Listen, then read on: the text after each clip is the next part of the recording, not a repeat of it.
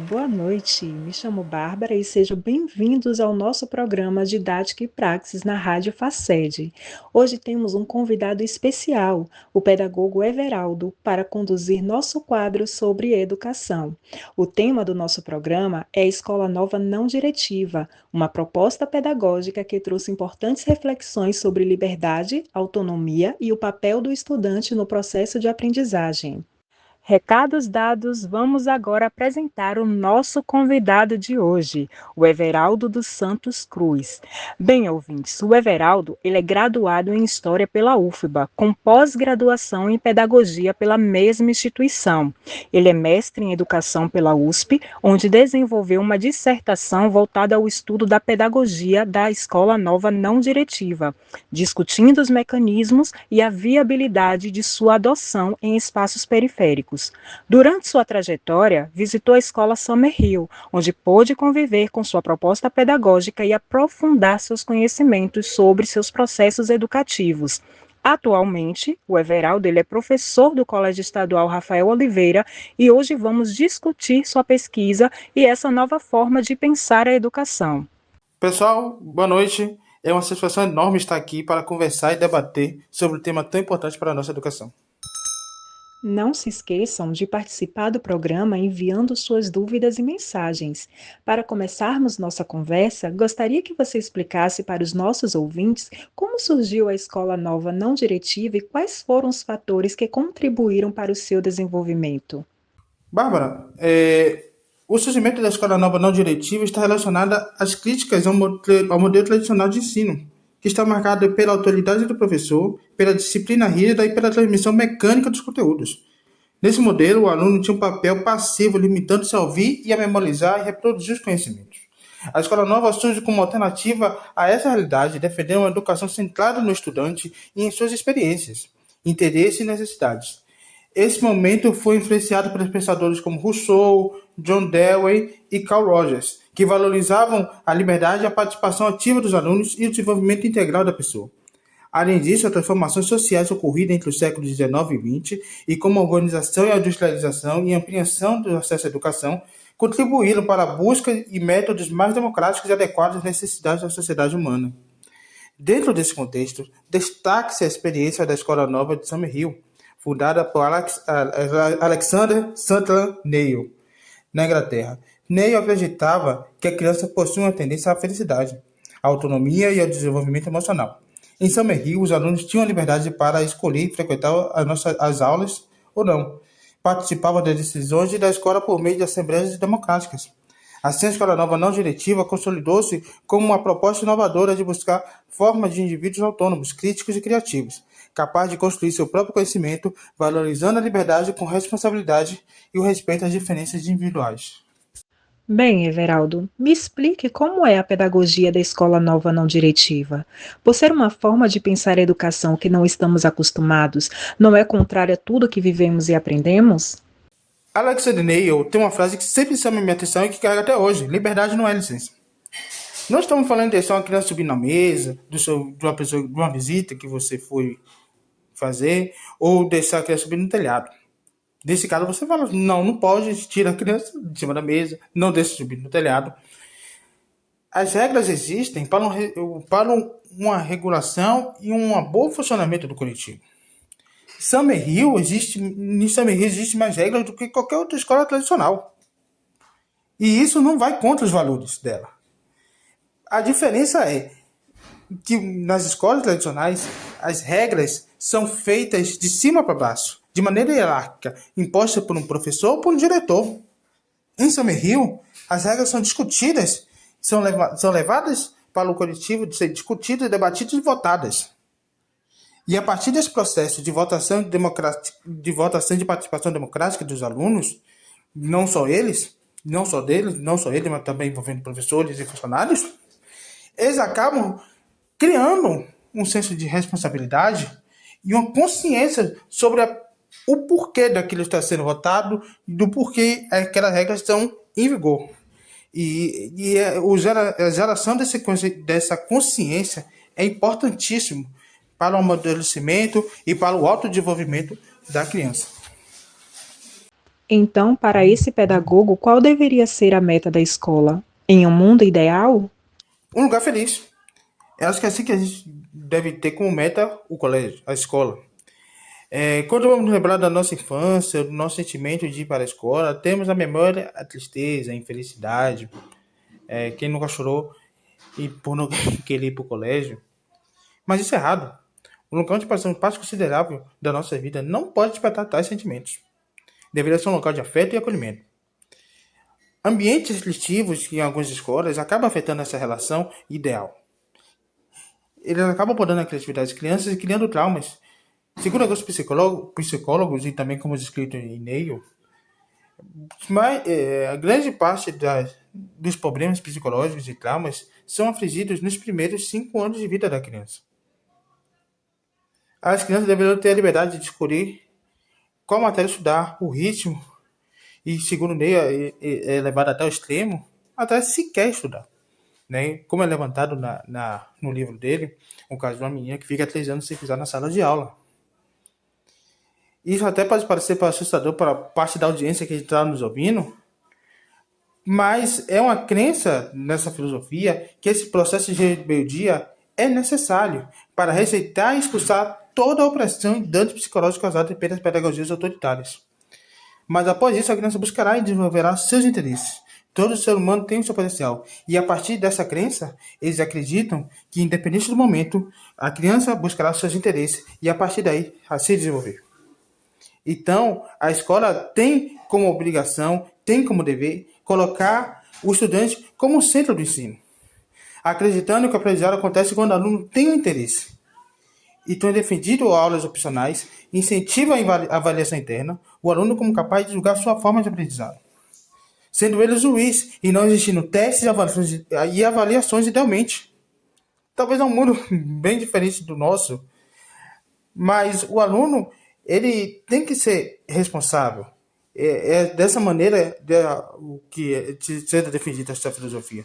O aluno como participante da administração da escola, defendendo essa democracia do colégio, sendo uma democracia que seja que inclua a participação de todos, como alunos, funcionários e professores, que vão propor, debater e votar cada uma das propostas e cada uma das regras que estarão em vigor ou não no colégio. Certo, mas nesse caso, como funcionam as regras e suas relações com a perspectiva de liberdade que é oferecida? Temos uma crença popular de que quanto mais restritivo, duro, rígido, ou podemos simplificar, né? Quanto mais autoritário, melhor, né? A gente vê até na nossa sociedade como nós defende que muitas vezes as soluções sejam mais rígidas, como esperança para algo de um problema que possa ser solucionado. Essa crença a gente pode remontar ao início do país, se a gente fosse focar só na parte da educação, ao período, como a formação da educação brasileira está muito ligada à parte aos jesuítas, e isso também está ligado a uma disciplinização, desculpa, do aluno. Mas, focando, vou voltar um pouco e focar o que foi perguntado. Esse modelo coloca o aluno como protagonista do processo de aprendizado. O professor é apenas um facilitador e não um moralizador que deve impor sua autoridade. Entendemos que o ser humano nasce com um senso inato para a evolução, o desenvolvimento e a autorregulação. Ou seja, através da interação com a sociedade e ambiente, as crianças vão aprendendo. O que prejudica o desenvolvimento das crianças são as intromissões dos adultos, que atrapalham o caminho natural com a hipocrisia das sociedades, que serve para criar traumas e complexar os pequenos, afetando a vida deles na fase adulta. Somente uma criança livre, segundo a crença dessa filosofia, somente uma criança livre poderá respeitar a liberdade do próximo. Pessoal, só um minutinho, por favor, porque a produção acaba de me comunicar que temos uma participação especial de um ouvinte que vai estar contando um relato que está correlacionado com o nosso tema de hoje. Amo essa interação de vocês. Pode falar, querido ouvinte. Olá, tudo bem? Me chamo Laura. Estou muito feliz de estar participando do programa de vocês. Esse programa que ganhou meu coração, esse podcast que alimenta meus dias e nutre minha alma. A seguir, estarei contando um pouco sobre o meu relato durante minha experiência do ensino médio, que eu tive um pouco de contato com essa experiência narrada por vocês hoje. Talvez o meu relato contribua de forma significativa. Eu tive uma experiência curiosa durante o ensino médio, como eu já tinha mencionado antes. Em uma disciplina optativa, o professor decidiu adotar uma postura mais próxima da educação não diretiva. Ele não dava aulas expositivas tradicionais, mas criava um espaço para que nós, alunos, escolhêssemos os temas que queremos estudar e como apresentaremos os resultados. No começo foi um choque, porque estávamos acostumados a receber tudo pronto. Alguns colegas ficaram perdidos sem saber por onde começar, mas com o tempo percebi que essa liberdade nos obrigava a assumir responsabilidade pelas nossas escolhas. Eu, por exemplo, escolhi pesquisar sobre música e educação e acabei organizando um pequeno seminário com colegas que tinham o mesmo interesse. Foi uma das experiências mais marcantes da minha vida, porque me senti realmente protagonista do meu aprendizado. Que nem todos se engajaram da mesma forma. E alguns preferiram que o professor desse mais direcionamento. Mas, para mim, essa vivência mostrou que quando há espaço para a autonomia, a aprendizagem poderia ser muito mais significativa e prazerosa. É essa a minha participação de hoje. Espero que vocês tenham gostado. Espero participar novamente. Obrigada. Bem, né, nós acabamos de ouvir o relato da nossa querida ouvinte Laura. E eu aproveito a oportunidade, né, para agradecer a você, Laura, pelo seu relato. Foi realmente enriquecedor ouvir como essa experiência de autonomia impactou positivamente na sua formação. É muito interessante, né, a gente perceber como a liberdade ela pode despertar protagonismo e engajamento nos estudantes. Beijos, Laura, e obrigada mais uma vez pela sua participação. Concordo plenamente. O que você trouxe mostra bem a essência da proposta de educação não diretiva, que é dar espaço para que o aluno descubra os seus próprios caminhos, e esse protagonismo acaba sendo muito valioso. Mas é necessário um cuidado e existe isso uma maturidade e uma responsabilidade. Seu exemplo acaba evidenciando de quando há um apoio e um ambiente favorável, a autonomia pode se transformar em um aprendizado significativo e duradouro. Nossa, hoje nossos ouvintes estão super participativos e parece estar gostando muito do nosso bate-papo de hoje. Eu amo essa interação de vocês. Eu acabei, né, de ser comunicada que tem um outro ouvinte com um relato interessante para a nossa conversa de hoje. Vamos ouvi-lo? Meu nome é Letícia e, primeiramente, eu queria agradecer por estar participando desse programa. Para mim é uma honra. E sobre o meu relato, eu quero dizer que eu participei de um curso de extensão com a proposta não diretiva. Nós tínhamos liberdade para escolher os temas e as atividades e, no início, essa autonomia parecia super estimulante. Mas logo eu percebi que a falta de orientação gerava insegurança e desmotivava alguns colegas. Esses colegas acabaram desistindo. E a turma ela ficava sem objetivos claros e isso me fez perceber que a liberdade sem direcionamento pode causar confusão. Então, para mim, foi uma experiência que revelou tanto os benefícios quanto as limitações desse modelo. Interessante. Muito obrigada pela sua participação. Sendo assim, Everaldo, a educação não diretiva proposta por Neil não seria utópica, um tanto radical e carregada de otimismo? Sim, na minha opinião, a proposta de educação não diretiva de Neil pode ser considerada em certa medida utópica, radical e até bastante otimista. Um dos primeiros motivos é que a experiência de Summerhill não era acessível a todas as classes sociais, mas principalmente as crianças da classe média e alta, e isso acaba limitando o acesso a esse modelo de educação. O acesso a esse modelo, que deveria ser possível para todas as outras pessoas, e acaba sendo restritiva. O outro ponto é que, embora Neil deixe claro que a liberdade não significa falta de regras, acredito que a sua proposta existe um nível muito alto de autonomia e responsabilidade a respeito por parte das crianças, algo que nem sempre acontece na realidade. Além disso, o próprio autor mostra que o sucesso desse modelo educacional dependia muito do momento em que a criança entrava em Summerhill. As crianças que vinham de escolas tradicionais muitas vezes tinham dificuldade para se adaptar, pois já estavam acostumados a outro tipo de educação. Algumas passavam meses e até anos sem frequentar as aulas e até conseguirem se adaptar à nova proposta. Isso mostra que esse modelo funcionava melhor quando esclareceu o contato com ele desde os primeiros anos de vida escolar. Também considero que essa proposta depende muito da participação da família, para que desse certo. Os pais precisam educar seus filhos da forma menos autoritária, valorizando o diálogo, o respeito e a autonomia da criança. No entanto, essa não é a realidade da maioria das famílias que ainda educam seus filhos dentro de uma estrutura mais hierárquica. Por isso, acredito que seja difícil aplicar esse modelo educacional em larga escala na sociedade que vivemos, marcadas por regras e responsabilidades diferentes formas de autoridade. Ao mesmo tempo, é importante reconhecer que Neil não defendia que as crianças se fizessem tudo o que quisessem. Em Summerhill existiam regras, mas eram construídas para coletivamente nas assembleias e deveriam ser respeitadas por todos, inclusive os adultos. Assim, a liberdade defendida por Neil estava ligada à responsabilidade e ao respeito pelo outro, e não à ausência de limites. Seu principal objetivo era que as crianças crescessem felizes e desenvolvendo sua autonomia e a sua personalidade de forma saudável. Porém, considero que a sua proposta acaba assumindo o caráter utópico, pois, para que ela realmente funcione, seria necessário mobilizar diversos fatores como o envolvimento das famílias, mudança na estrutura educacional e até na própria sociedade, o que torna essa realidade difícil de ser alcançada. Bem, agora vamos dar um giro lá no nosso chat, né, para ver as interações, as sugestões, os feedbacks dos nossos ouvintes. Vamos começar aqui com o feedback do Daniel, que é de Itabuna, Bahia. Beijos, Daniel. Beijos, Itabuna. Ele fala: prazer em acompanhar mais o programa com você, Bárbara. Muito obrigada, Daniel.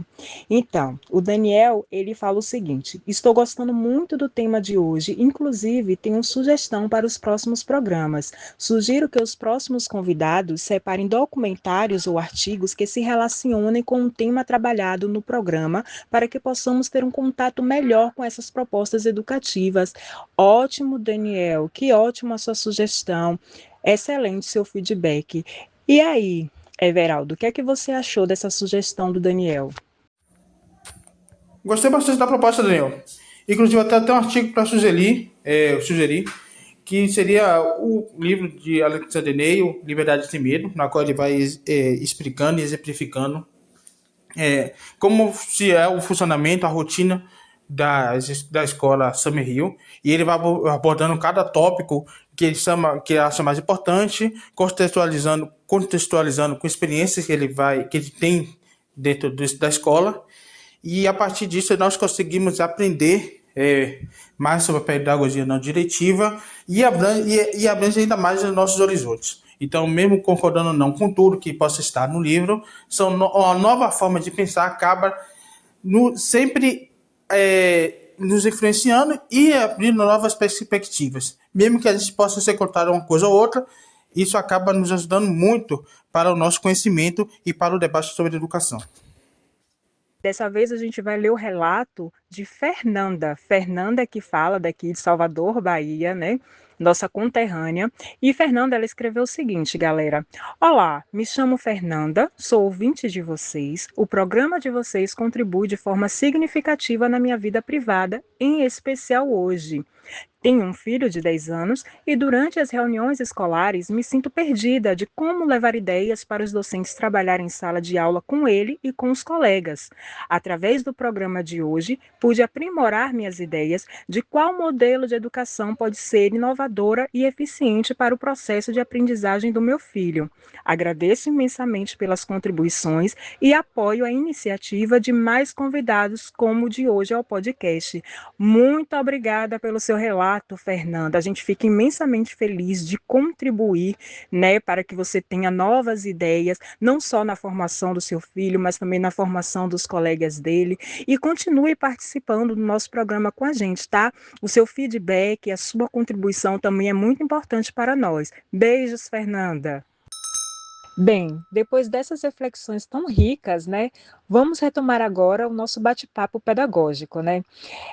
Everaldo, eu confesso que eu estou muito curiosa para saber o que despertou em você o interesse em pesquisar justamente a proposta da escola nova não diretiva na sua dissertação acadêmica. Oi, tudo bem? Obrigado mais uma vez, agradecendo por estar me recebendo aqui na FACED. A FACED que foi onde comecei minha carreira acadêmica e eu aprendi muito aqui. E foi de onde surgiu a ideia de estudar sobre a escola não diretiva. Quando eu tive contato com o livro de Alexander Neil, Liberdade Sem Medo, isso chamou minha atenção e atiçou minha curiosidade sobre essa pedagogia. Então, quando eu tive a possibilidade de estudar na USP, fazer meu mestrado lá e, através do CAPES, conseguir uma bolsa, eu escolhi rapidamente fazer minha pesquisa lá sobre Rio e estudar sobre eles, sobre a sua metodologia pedagógica. Fui lá, consegui conviver com as pessoas, entrevistei e a partir disso desenvolvi essa pesquisa sobre qual eram as possibilidades, desafios e problemáticas que poderia ter para a implementação da escola nova não diretiva, sobre como é feito lá em São Rio, aqui em Salvador, nas escolas periféricas de Salvador, escolas públicas periféricas. Bem, diante desse meu texto, eu levantei algumas problemáticas, como, por exemplo, a diferença do contexto social e financeiro que a gente vive, né? E a diferença entre um país desenvolvido como a Inglaterra, de um público-alvo de uma classe média alta, de um poder aquisitivo maior, em comparação a um país de terceiro mundo, um país de desenvolvimento, na periferia de Salvador, com famílias de classe média baixa, classe média e classe de baixa renda. E, então, a partir disso, eu acho que o que mais chamou minha atenção em um problema, e que seria um desafio para a implementação, seria a questão financeira. Bem, lá, como por exemplo, eles salientam sobre a dificuldade de quebra de utensílios danificados, objetos danificados, como portas, janelas, que isso causaria problema tanto na família, porque essas famílias não teriam como repor isso, e essas famílias têm dificuldade financeira até de sustentar, e até dos colégios, o financiamento desses colégios, os colégios públicos de Salvador, muitos estão com problemas graves estruturais e que não são resolvidos. Então, ferramentas danificadas, porque a porta está aberta, devido à política de portas abertas, isso pode causar vários problemas, como, por exemplo, os próprios alunos depois serem prejudicados, porque ferramentas serão danificadas e depois não serão repostas. Então, além dessa questão financeira e social de públicos completamente diferentes, tem também a questão dos pais, um acirramento, uma tensão que pode ter entre pais e professores e colégio, devido à implementação dessa pedagogia, porque lá acontece, eu presenciei isso, conflito entre escola e pais, devido a qual direção tomar, porque meu filho não está tendo o desenvolvimento que eu acredito que deveria ter na leitura, na matemática. Se lá isso acontece, imagina aqui também que pode acontecer. Por exemplo, no livro, Alexander Neil, ele acaba falando sobre um período de aclimatação de 3 meses, na qual a criança vai ter, não vai querer ir para a aula, vai ter rebeldia. Imagine isso no Brasil, eu acho que é inviável. Vai dar uma confusão enorme dentro dos colégios. De pais que vão estar completamente satisfeitos porque eles querem que os filhos deles estejam na sala de aula. Então, essa liberalidade para o aluno sair da sala de aula, de não entrar na sala de aula, isso pode ser problemático, né? Professor não querer ou não, ou usado como completamente opcionais. Isso pode ser problemático na relação escola-família. E sociedade também, né? Então, imagina o escândalo que poderia ser na sociedade brasileira. E além disso, como falamos, né? Lá é uma escola que os pais escolheram colocar. Aqui são escolas públicas que muitas vezes os pais nem querem que os filhos estejam em escola pública, não levam isso como uma crítica às escolas públicas, ou como se estivesse desdenhando ou diminuindo, mas a gente sabe sobre a nossa realidade e muitas vezes os pais não querem, que preferem botar na escola pública, particular, mas por falta de condições financeiras acabam não colocando, e isso também pode gerar vários problemas. Mas nem tudo é ruim, nem tudo é algo que não pode ser colocado. Eu acho que tem algumas possibilidades que se encaixariam, que conseguiriam ser encaixados na nossa realidade, serem aplicados e seriam de grande proveito, como por exemplo a democratização das escolas. Tem escola no Brasil, Salvador, que não cumpre a LDB, que não tem uma gestão participativa de alunos, de pais, de funcionários. Então, a implementação de uma política democrática dentro dessas escolas seria de um grande proveito, não só para a realidade da escola, para um cumprimento do que está na lei, mas também para a cidadania.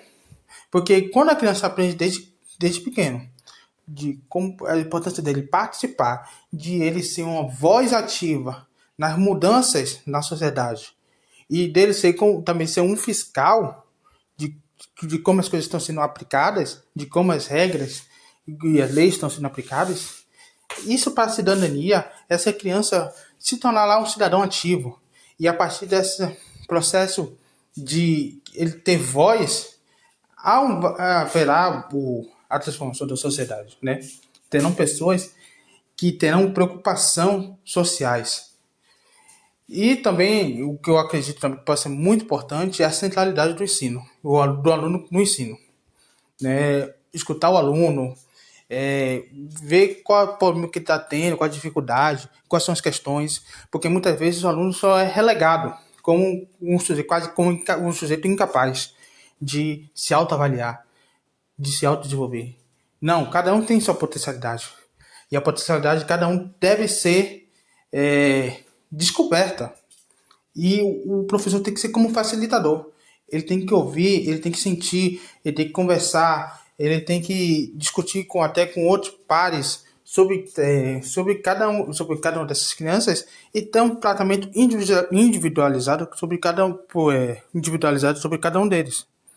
O que a gente muitas vezes acaba sentindo essa falta. Crianças são tratadas como só um coletivo genérico e o que minha pedagogia, como professor, o que eu consegui ensinar.